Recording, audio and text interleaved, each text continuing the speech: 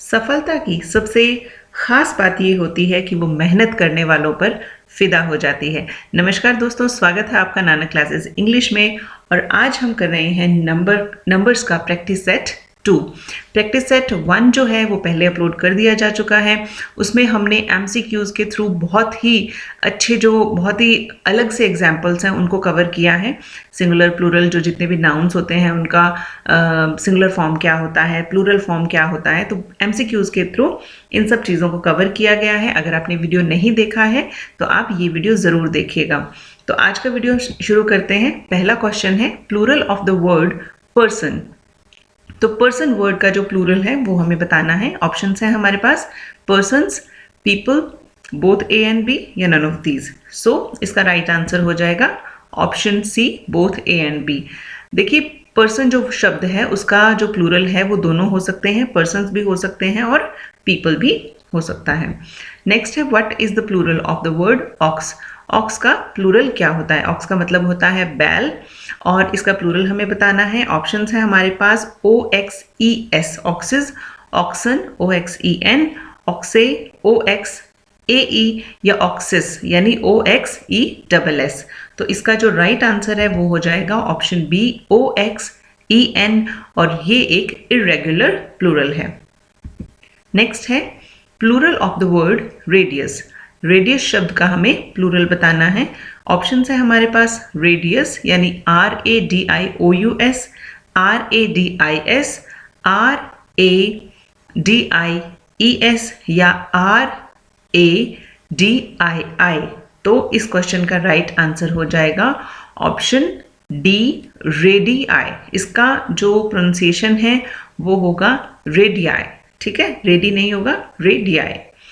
और इस जो शब्द है रेडियस, इसका मतलब होता है त्रिज्या। जो मैथ्स पढ़ते हैं उनको ये भली भांति इससे परिचित होंगे कि रेडियस जो है वो क्या होती है, त्रिज्या क्या होती है। तो इसका जो प्लूरल बनेगा, रेडियस सिंगुलर है और प्लूरल बनेगा वो होगा रेडियाई। नेक्स्ट है plural of the word syllabus. ठीक है, ये सिलेबस नहीं होता, सिलेबस होता है। तो सिलेबस वर्ड का हमें प्लूरल बताना है। ऑप्शंस है हमारे पास SYLLABUSES यानी सिलेबसेस, SYLABI सिलेबाई या SYLLABAE या बोथ A एंड B। तो इस क्वेश्चन का राइट आंसर हो जाएगा option D, both A and B यानी सिलेबसेस एंड सिलेबाई। ये दोनों इसके आंसर्स हो जाएंगे, दोनों इसके प्लूरल हो जाएंगे। नेक्स्ट है plural of the word crisis. तो क्राइसिस शब्द का हमें प्लूरल बताना है। क्राइसिस, क्राइसिस या क्राइसाई या ऑल ऑफ दीज। सो इस क्वेश्चन का राइट आंसर हो जाएगा ऑप्शन बी, क्राइसिस यानी ES लग के इसका प्लूरल बनेगा। नेक्स्ट है plural of the word analysis. ठीक है, इसको एनालिसिस नहीं कहते, इसका प्रोनाउंसिएशन होगा एनालिसिस। ठीक है, एनालिसिस। तो इसका प्लूरल कैसे बनेगा? ऑप्शंस है हमारे पास एनालिसिस के आगे ES लगाकर, एनालाइज के आगे SS लगाकर यानी ANALYSESS या ANALYSES या नन ऑफ दीज। सो देखिए, थोड़े से डिफरेंट से हैं, ये डिफिकल्ट भी हैं, तो थोड़ा सा बहुत माइनर सा डिफरेंस होता है कईयों में, तो ध्यान से समझिए इनको। जो सी ऑप्शन है ये हमारा राइट आंसर होगा और इसका प्रोनाउंसिएशन होगा एनालिसिस। ठीक है, इसको ध्यान में रखिएगा। प्लूरल जो होता है वो होता है एनालिसिस यानी जो सी ऑप्शन है, और जो सिंगुलर फॉर्म है उसको कहते हैं एनालिसिस। ठीक है, नेक्स्ट है tick the correct group of plural nouns. तो ये कुछ ग्रुप्स दिए हुए हैं नाउन्स के, इनमें जो सही है यानी तीनों के तीनों जो 3 के ग्रुप हैं ये, तो तीनों जो नाउन सही हैं वो हमें ग्रुप अलग करना है। पहले में है फॉक्सेस, सन्स, डॉटर्स। सेकेंड है oxes, foxen, teachers, classes, steps, son, mother in laws. Next है पोटैटोज, स्काइज, कैंटोज। ES लगा के कैंटो को बनाया गया है। तो आई होप इस क्वेश्चन का आंसर आपको आता होगा। इसका राइट आंसर हो जाएगा ऑप्शन ए, जिसके अंदर foxes FOXES, sons SONS, daughters का DAUGHT ERS, ठीक है। नेक्स्ट जो है इसमें मिस्टेक देख लेते हैं। देखिए ऑक्सिस नहीं होता, ऑक्सन होता है। हमने अभी पीछे अभी क्वेश्चन भी किया है, और फॉक्सन ना होकर फॉक्सेस होता है। टीचर्स इसमें सही है। सी जो ऑप्शन है उसमें क्लासेस सही है, ES लग के क्लास के आगे प्लूरल बनाया गया है। स्टेप्स सन इसमें रॉन्ग है क्योंकि स्टेप सन्स होगा, और मदर इन लॉज भी रॉन्ग है क्योंकि मदर्स इन लॉ होता है। नेक्स्ट जो ऑप्शन है उसमें पोटैटोज जो प्लूरल बनाया है इसमें सिर्फ एस ना लग के ES लगेगा, और इसके अलावा स्काई का स्काईज सही है, और कैंटोज में भी सिर्फ एस लग के प्लूरल बनता है, ना कि ES लग के। नेक्स्ट क्वेश्चन देख लेते हैं। Plural of the word bat. Bat का मतलब होता है चमगादड़, या फिर जो क्रिकेट खेलते हैं उसका जो बैट होता है ना, जो बल्ला जिसको बोलते हैं हिंदी में, वो इसका मतलब होता है। इसके लिए हमें ऑप्शंस दिए गए हैं BATES bates, BATS bats, both A and B, या नन ऑफ दीज। सो इस क्वेश्चन का राइट आंसर हो जाएगा ऑप्शन बी, बैट्स, BATS। देखिए BATS अगर है तो इसका प्रोनाउंसिएशन होगा बैट्स, और अगर BATES इस तरह का कोई शब्द होता है तो उसका प्रोनाउंसिएशन हो जाता है बेट्स। नेक्स्ट है plural of the word country. Country यानी देश, इसका प्लूरल हमें बताना है। कैसे बनेगा? ऑप्शंस है हमारे पास COUNTRYS, COUNTRIS, COUNTRIES, या नन ऑफ दीज। सो इस क्वेश्चन का आंसर भी सबको आता होगा। ऑप्शन सी जो है that is the correct answer, COUNTRIES इसका राइट आंसर होगा। Plural form of the word cuckoo. तो कुकू जो वर्ड है इसका मतलब होता है कोयल, और एक पक्षी का नाम है। तो इसका प्लूरल कैसे बनेगा? ES लग के, S लग के, या CUCKIE, या CUCKOS। तो इसका राइट आंसर हो जाएगा ऑप्शन बी, CUCKOOS। सिर्फ S लग के इसका प्लूरल बनेगा। नेक्स्ट है plural form of the word dwarf. Dwarf का मतलब होता है बौना, या जो ठिगना इंसान होता है उसे ड्वार्फ कहते हैं। तो कैसे बनेगा इसका प्लूरल? ऑप्शंस देख लेते हैं। ड्वार्फ्स यानी DWARVES, बी ऑप्शन है DWARFES, DWARFS, या DWARFFS। तो इस क्वेश्चन का राइट आंसर हो जाएगा ऑप्शन सी, DWARFS, यानी सिर्फ S लग के इसका प्लूरल बनेगा। सिंगुलर होगा ड्वार्फ और प्लूरल हो जाएगा ड्वार्फ्स।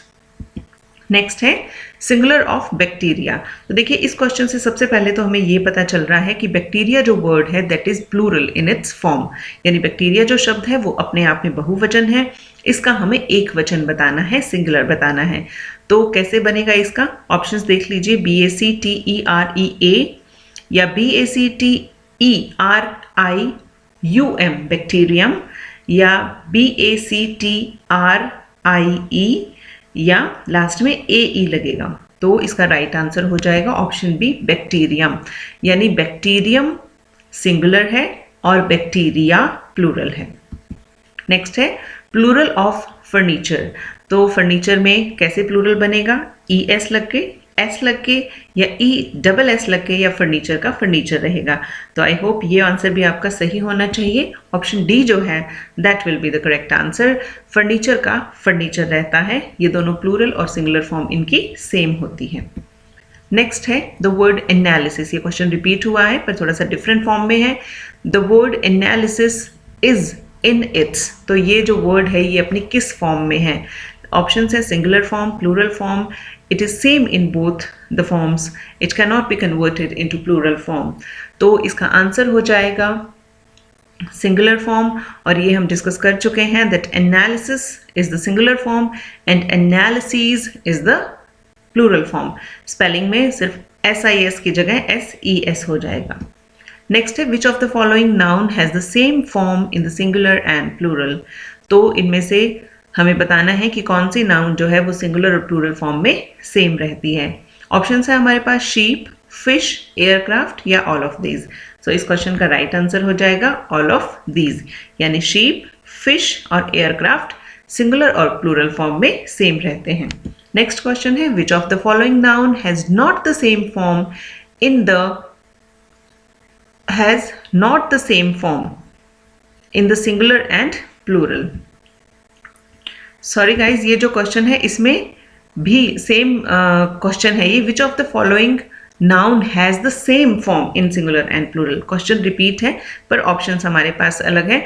इस क्वेश्चन को फ्रेम करने के पीछे मेरा ये मोटिव था कि आपको वो लगभग सारे शब्द पता चल जाएं जो सिंगुलर और प्लूरल फॉर्म में सेम रहते हैं। देखिए नेक्स्ट स्लाइड में क्वेश्चन डिफरेंट है, इसमें मैं नोट को हटाना भूल गई। तो ऑप्शन है हमारे पास deer, species, both A and B या डाटा। तो जो इसमें सी ऑप्शन है that is the right answer. अब क्वेश्चन ध्यान से देख लीजिए। Which of the following noun has the same form in the singular and plural. Deer, species, both A and B and data. तो डाटा का तो sorry data का हम डिस्कशन कर चुके हैं कि डेटा जो होता है वो अपनी प्लूरल फॉर्म में होता है और इसका सिंगुलर फॉर्म होता है डेटम। और इसके अलावा डियर और स्पीशीज का मतलब होता है प्रजातियां, और ये अपने सेम फॉर्म में रहते हैं। नेक्स्ट क्वेश्चन है which group of plural nouns is correct. तो कौन सा जो प्लूरल नाउन्स का ग्रुप है वो करेक्ट है।